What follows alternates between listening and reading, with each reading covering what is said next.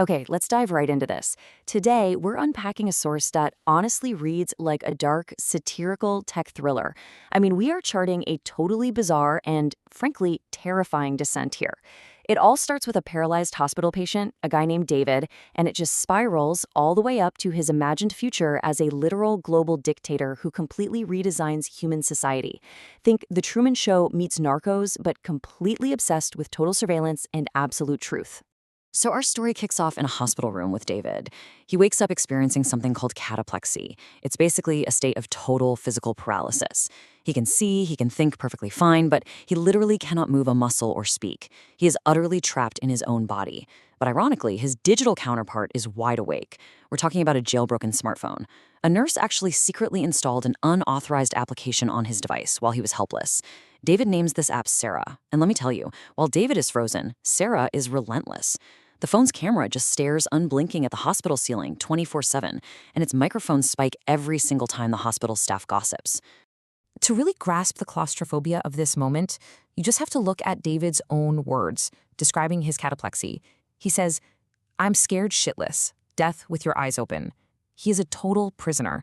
But the app on his phone, it doesn't know fear. It doesn't know anything, really, except data collection. It just indiscriminately logs the ceiling, the light levels in the room, and the totally mundane conversations of the nurses checking his vitals.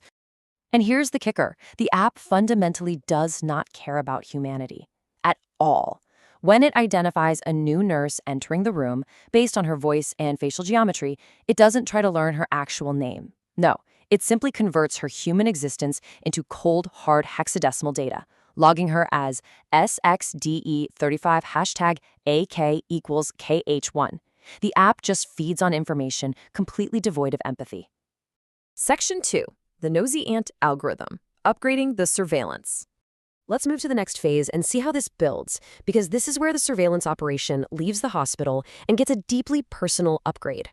After finally recovering, David moves into a rented room at his Aunt Madge's house. And the operation just escalates rapidly, going from a crude jailbreak in a hospital bed to a highly sophisticated, hidden domestic lab, which eventually leads to a literal global trap. Suspecting Aunt Madge of snooping through his belongings, David actually hides a professional Zoom H4 audio recorder inside a broken baseboard heater in his room to capture her every single move. And the surveillance gets terrifyingly granular here. Aunt Madge, as it turns out, constantly speaks her inner monologue out loud whenever she thinks she's alone, and David captures all of it. He also captures time-lapse photos of her trying to guess his phone passcode. Using Photoshop to analyze these photos, he identifies a very specific pattern, what he literally defines in the code as resting bitch face, or RBF. He maps the exact facial microexpressions she makes right before she throws his phone down in pure frustration. Now, David eventually renames his app from Sarah to Bullshit. But as he notes here, this isn't some highly sophisticated sentient AI. He actually calls it a processor hog. It just runs basic brute force mathematical equations over and over like an idiot until it extracts patterns from human behavior. It's really just a blunt instrument designed to cross-reference every text, email, and audio recording to build a historical lie detector. And his primary goal? To blackmail his own family. Section 3. The Rise of Vendor Good. From Patient to Lazy Dictator. Okay, at this point in the source material, the narrative shifts gears entirely into this crazy fever dream where David imagines himself as a dictator. In this scenario, he's a wheelchair-bound, lazy dictator who exclusively wears black t-shirts and rules a tropical island. He outlines a 3-step plan for global domination. Step 1, he poaches a brilliant but highly volatile computer nerd named Mike from Tesla. Step 2, he pays Elon Musk to install Starlink across his entire nation, which lulls the population into a false sense of security. And step 3, the heist. He has Mike hack Starlink's encryption.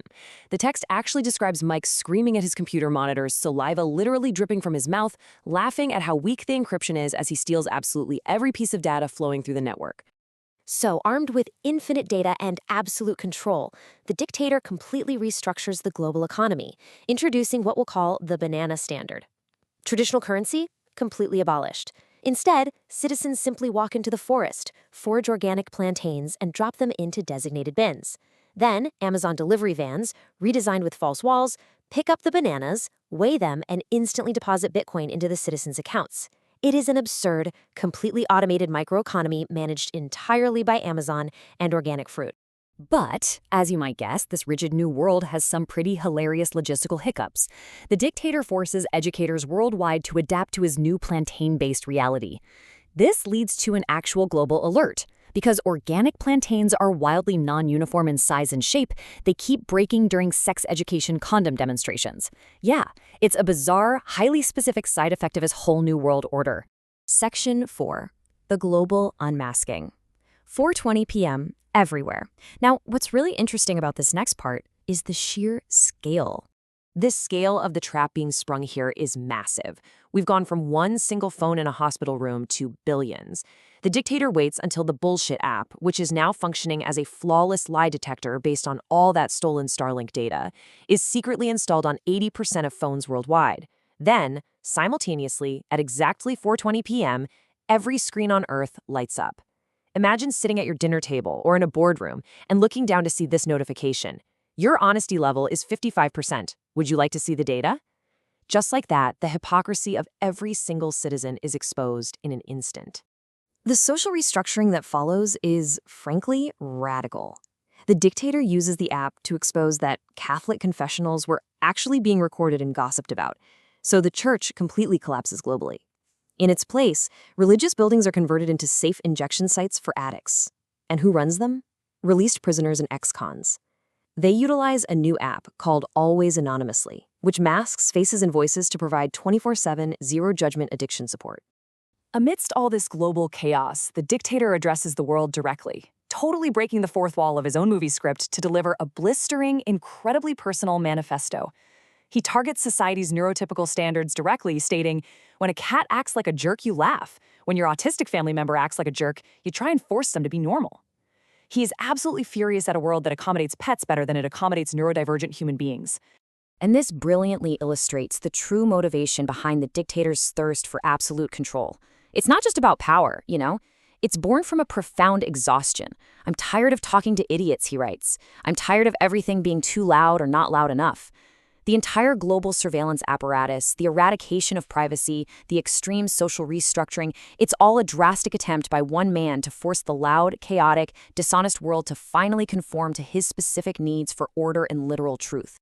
Section 5. The Vendergood Exit. Absolute Truth.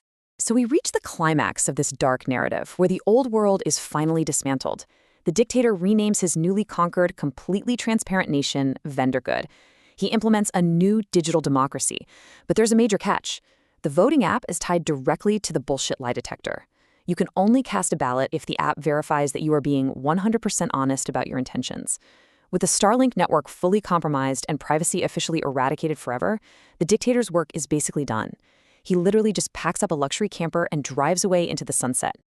As he's driving, the camera pans to the dashboard, and the ultimate symbol of arriving in the modern cultural zeitgeist appears on his screen. It's an incoming call from Joe Rogan, desperately trying to get the new ruler of Earth on his podcast for an interview. But the dictator doesn't answer. He simply looks at the screen, rolls down the window of his camper, and tosses his ultimate, all-seeing surveillance device out into a ditch filled with rotting plantain fertilizer. It is the ultimate mic drop moment. I mean, he built a machine to capture the entire world and then just threw it away. So, the crucial point is, the explainer ends with this absurd punchline. "Bullshit app, now with 99% accuracy on your aunt's lies. Plantains sold separately." We are left at the end of this incredibly dark satirical journey with a deeply unsettling question for you to ponder. If we could actually build a world with absolute inescapable honesty, would it really be worth the total, terrifying loss of our privacy?